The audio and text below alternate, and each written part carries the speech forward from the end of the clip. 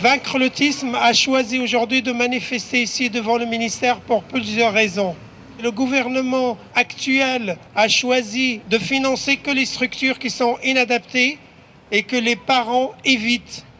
Et ce qui fait que la majorité des parents en France aujourd'hui s'endettent, vivent dans la précarité pour pouvoir éduquer leur enfant parce qu'elles maîtrisent les connaissances en matière d'autisme et de prise en charge.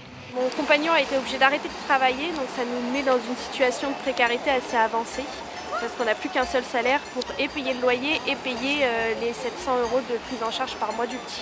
Sachez qu'il y a énormément d'associations de parents sur le territoire qui créent des structures innovantes et des prises en charge adaptées, mais l'État ne les entend pas.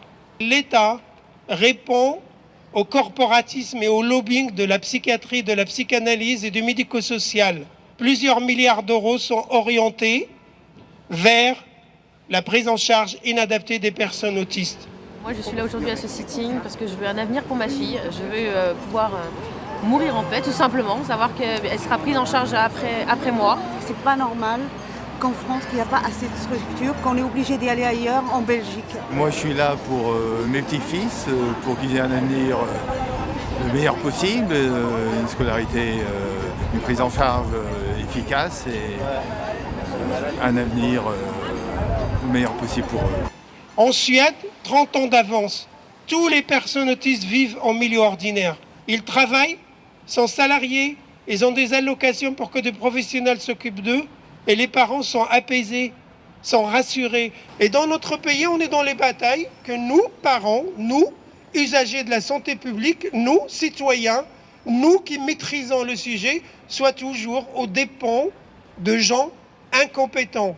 Voilà pourquoi aujourd'hui on demande d'être reçus par le ministère afin qu'ils s'engagent déjà à suivre et visiter les structures adaptées, de répondre aux besoins des enfants pour l'école, le financement des auxiliaires de vie scolaire et surtout la reconnaissance du travail que font les parents avec des professionnels en libéral et les financés par la sécurité sociale.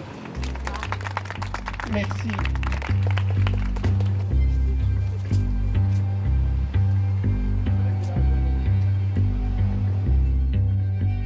Je sors du ministère de la Santé où j'ai été reçu avec le membre du conseil d'administration Virginie Brouard par Madame la directrice générale de la cohésion sociale et Monsieur Blanquet qui est chargé du plan autisme.